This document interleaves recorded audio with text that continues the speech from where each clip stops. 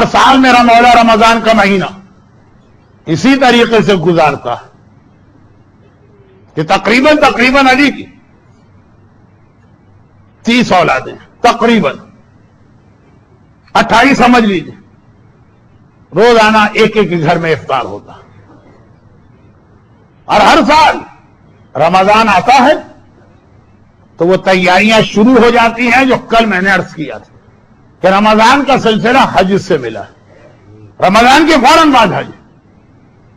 یہ 41 ہجری کا رمضان بڑا عجیب رمضان آیا، دن اور رات گزر رہے ہیں، حج کے قافلے تیار ہونے لگے، مسجد کوفہ میں میرا مولا بیٹھا، ایک بار وہ آوازیں آ رہی جو حج کی دعائیں پڑھتے ہوئے لوگ گھر سے نکلتے، حسن بیٹا یہ کس بات کی کیسی آوازیں؟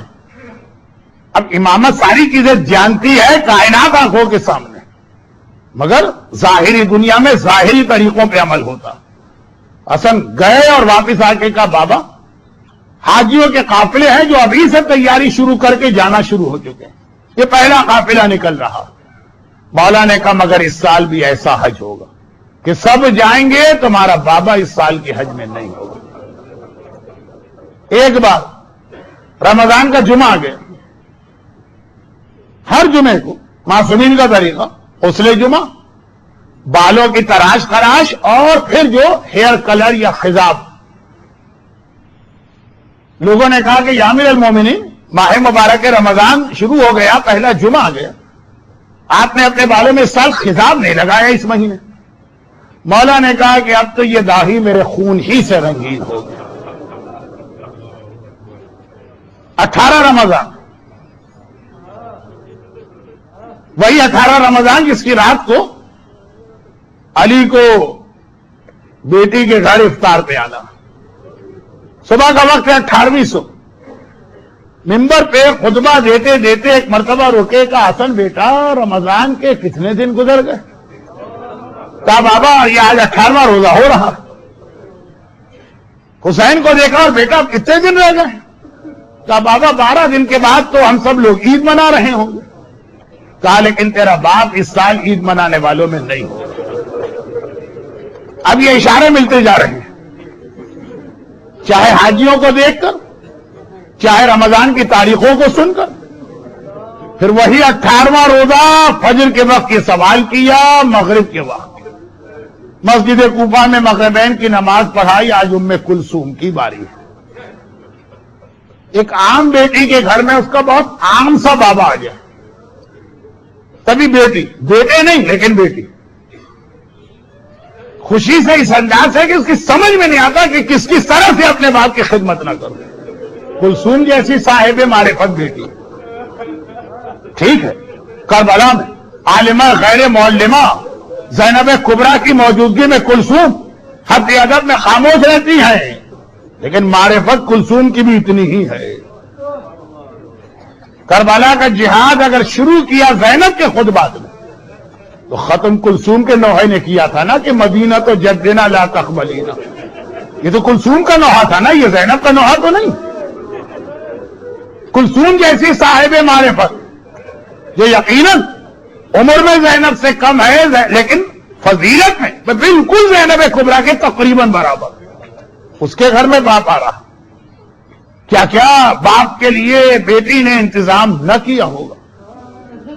ہم تو کہتے ہیں تاریخ کچھ نہ بھی لکھے تو ہمارا دل کہتا کہ جتنی بھی جائز اور حلال غذائیں ممکن ہوں گی وہ لا کے دسترخوان پہ رکھ دی ہوں گی، مگر نہیں، یہ خالی محبت کرنے والی بیٹی نہیں ہے، یہ معرفت رکھنے والی بیٹی ہے۔ ایک محبت کرنے والا مومن ہوتا ہے، ایک معرفت رکھنے والا مومن ہوتا ہے۔ اس جملے کو بھی ذرا آگے بڑھانا تھا لیکن اب منزل مسائل، بس ذہن میں رکھیے گا، ایک محبت ہوتی ہے، ایک معرفت ہوتی ہے۔ محبت رکھنے والی بیٹی تمام حلال غذائیں جو کوفے میں ممکن ہے لا کے دسترخوان پہ رکھ دیتی، بابا آیا، لیکن معرفت رکھنے والی بیٹی دسترخوان پہ صرف اور صرف 3 چیزیں لا کے رکھی گئی، ایک دودھ کا گلاس یا دودھ کا پیالہ، ایک نمک کا ٹکڑا اور ایک روٹی۔ لیکن علی نے اس دسترخوان کو بھی دیکھا، ایک مرتبہ کہا کلثوم بیٹی تجھے یاد ہے کوئی ایسا دن ہے میری زندگی جب تیرے باپ نے اللہ کی دو نعمتوں کو ایک ساتھ جمع کیا؟ یہ نمک اور دودھ، ان میں سے ایک غذا کو اٹھا لینا۔ کلثوم صاحب معرفت ہیں، آج تو دودھ کا پیالہ اٹھا لیا، لیکن کل نہیں اٹھائیں گی، آنے والی کل وہ انشاءاللہ کل کے مصائب ہیں جو ابھی آپ نے برادر رضوان منجی کے مرثیے میں سن لی۔ آج ایک بار دودھ کا پیالہ اٹھا لیا، صرف ایک روٹی اور نمک کا ایک ٹکڑا، مگر علی نے اپنے اس دسترخوان کو جو افطار کا دسترخوان ہے اسے بھی تبلیغ کا ذریعہ بنایا۔ خالی یہ نہ کہا کہ یہ علی کے لیے ہے، آسمان کو دیکھا اور ایک عجیب جملہ کا، ان الدنیا اما فی حرامها عقاب وفی حلالها حساب وفی شبہاتها عتاب۔ دنیا بڑی عجیب جگہ ہے، یہاں کی حرام چیزیں استعمال کرو تو سزا، اور حلال چیزیں استعمال کرو تب بھی حساب کتاب تو دینا پڑے گا۔ خالی یہ نعرہ نہ لگاؤ کہ مولانا یہ ہم نے نئے ماڈل کی گاڑی حلال پیسے سے خریدی ہے، یہ اتنا بڑا مکان اور ولا ہم نے حلال پیسے سے بنایا۔ حلال کا نعرہ لگا کے ہر چیز استعمال نہیں ہو سکتی، علی نے آج کی رات کو بتایا۔ فی حلالها حساب وفی شبہاتها عتاب، اور جو مشکوک چیزیں ہیں اس میں بھی خدا کی ناراضگی ہے۔ مولا دنیا سے جاتے جاتے اس دنیا کی حقیقت آپ کو بتا گئے، جس دنیا کو خود تو پتہ نہیں کب 3 طلاقیں دے چکے، اور اس کے بعد علی کا مسلح پچھا۔ ہم اور آپ تو صرف شب قدر کی وجہ سے ساری رات نمازیں پڑھیں گے، علی کے سال کی ہر رات شب قدر۔ لیکن بہرحال آج علی کی نماز، اچھا ہم اور آپ عام دنوں کے مقابلے میں شب قدر کی نمازیں زیادہ توجہ سے پڑھتے ہیں، اور علی کی نماز بالکل اس وقت ہمیں برعکس نظر آ رہی۔ عام دنوں میں ایسا نماز پڑھنے والا کہ اگر حالت رکوع میں یا سجود میں یا قیام میں پاؤں سے تیر کھینچے تو نمازی کو پتہ نہ چلے، اور آج ہر 2 رکعت کے بعد بے چین ہو کر کمرے سے نکل کے صحن میں جاتے ہیں اور آسمان پہ نگاہ ڈالتے ہیں۔ وہ نمازی جو اللہ اکبر کہہ کے دنیا و مافیہ سے بے خبر ہو جاتا ہے، آج حالت یہ ہے کہ ہر 2 رکعت کے بعد بے چین ہوتا ہے،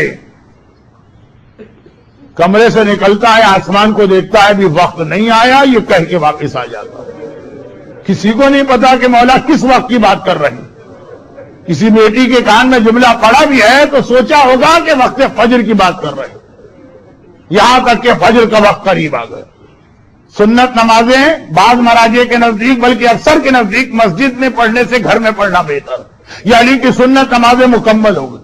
اب علی مسجد کی جانب جا رہے ہیں، جیسے ہی چلے تو بیٹی کے مہمان تھے نا، بیٹی رخصت کرنے کے لیے باپ کے ساتھ چل رہی ہے، صحن میں قدم رکھا اور مرغابیوں نے ایک بار علی کا راستہ روکا۔ جہاں سے مجلس شروع ہوئی تھی میں نے وہیں پہ مجلس پہنچائی۔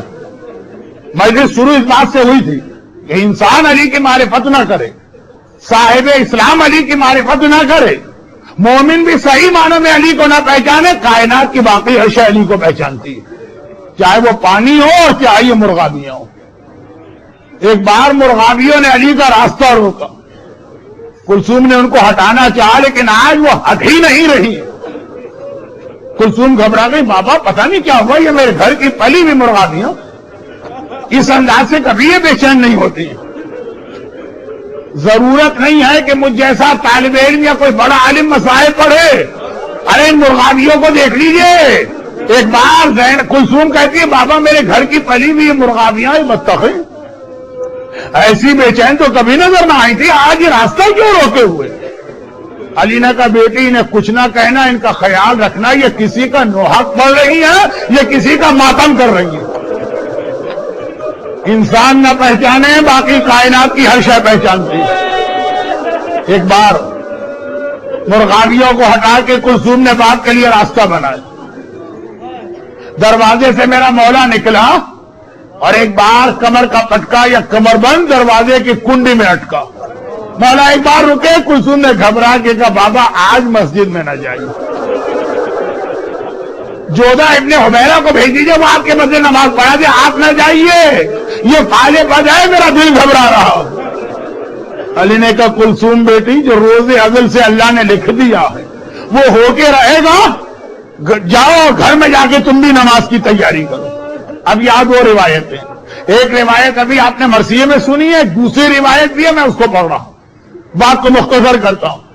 اور میرا مولا ایک بار مسجد میں گیا، گھر کے نماز شب کا افضل وقت تھا، لیکن ابن ملجم جیسے لوگ اس وقت بھی سو رہے تھے، ایک ایک کو علی اٹھاتے جاتے ہیں اور کہتے جاتے ہیں اٹھ جاؤ نماز کا وقت آ رہا، یہاں تک کہ فجر کی اذان ہوئی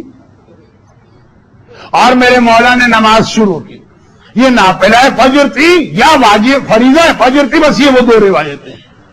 میرے مولا نے نماز جماعت شروع کی، حسن بالکل باپ کے پیچھے، اور ابن ملجم حسن کے پہلو میں کھڑا ہوا۔ ایک بار میرے مولا نے پہلی رکعت کے سجدے میں سر رکھا اور ابن ملجم کی وہ تلوار چمکی جو ٹھیک اس جگہ سر پہ لگی جہاں خندق کے میدان میں عمر ابن عبدود کا ایک بار لگا۔ ابھی لوگ سجدے میں ہیں، یا مسجد النبوی کے نمازیوں کی سمجھ میں نہیں آیا تھا رسول اللہ سجدے سے سر کیوں نہیں اٹھا رہے، یا آج مسجد کوفہ کے نمازیوں کی سمجھ میں نہیں آیا علی سجدے میں گئے ہیں اور ایک بار کوفے کی مسجد ہلی، زمین کوفہ میں زلزلہ آیا، آسمان سے عجیب آوازیں آنے لگی، جبرائیل کا نوحہ، اور ایک بار نمازی انتظار کر رہے ہیں سبحان رب الاعلی و بحمدہ کہا جائے گا، اور بجائے سبحان رب الاعلی و بحمدہ کے فزت برب الکعبہ، ارے رب کعبہ کی قسم آج علی کامیاب ہوا ہے۔ اور پھر علی کی آواز آئی حسن بیٹا آگے بڑھ کے نماز کو مکمل کراؤ۔ اللہ اللہ، اس سال میری پہلی تقریر امام حسن کی فضیلتوں کے بارے میں تھی، لیکن اس امام حسن سے کوئی پوچھے مصلی پر باپ اپنے خون میں تڑپ رہا ہے اور حسن ایک بار نماز کو مکمل کرا کے بتا رہا ہے۔ اہمیت نماز سمجھو، میں سبحان ربی العظیم و سبحان ربی الاعلیٰ کہہ رہا، میرا بابا بڑی مشکل سے میرے برابر بیٹھ کے نماز پڑھ رہا، لیکن ادھر نماز ختم ہوئی، ادھر نماز ختم ہوئی۔ حسن نے کہا السلام علیکم ورحمۃ اللہ وبرکاتہ، اور اس کے بعد اب کسی تعقیب و دعا کی ضرورت نہیں ہے، سڑک کے بابا کی جانب بڑھے، بابا کے سر کو اپنی گود میں لیا، حسین قریب آ کے بیٹھے۔ آج نمازیوں نے تسبیح چھوڑی، آج نمازیوں نے دعائیں چھوڑی، اور سب نے علی کو گھیرے میں لیا اور ایک بار علی کو اٹھا کے چلے۔ بس آپ کی زحمتیں تمام، اتنا جملہ کافی۔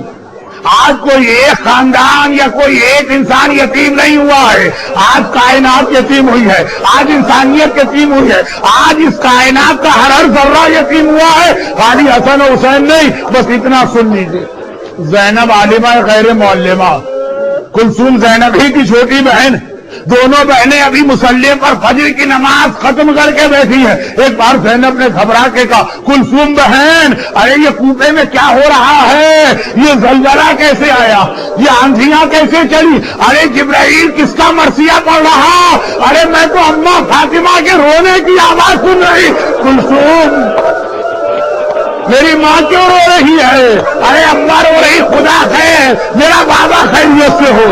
دونوں بہنیں دروازے کے قریب آئی۔ عجیب زندگی ہے زینب کی، آج کوفے میں پریشان ہے، زلزلہ، آندھیاں، جبرائیل کا مرثیہ، فاطمہ کے رونے کی آواز، ارے کوئی مجھے بتائے میرا بابا کس حال میں ہے، اور کل کربلا میں بھی یہی موقع ہوگا، خیمے کے پردے کو پکڑ کے کھڑی ہے، زمین میں زلزلہ تو ہے، آندھیاں تو چل رہی ہیں، اماں کے رونے کی آواز آ رہی، لیکن آج پھر بھی حسن و حسین ہیں۔ کل کوئی خبر لانے والا نہ تھا سوائے زلجنا کے۔ دونوں بہنیں وہی گھر علی کا جو ابھی آپ اسکرین پہ دیکھ رہے تھے، جس کی تصویر، بہنیں دروازے کے قریب کھڑی ہیں۔ دروازہ ذرا سا کھولا اور باہر دیکھ رہی ہیں کوئی مسجد کوفہ سے آنے والا ہمیں خبر تو دے دے۔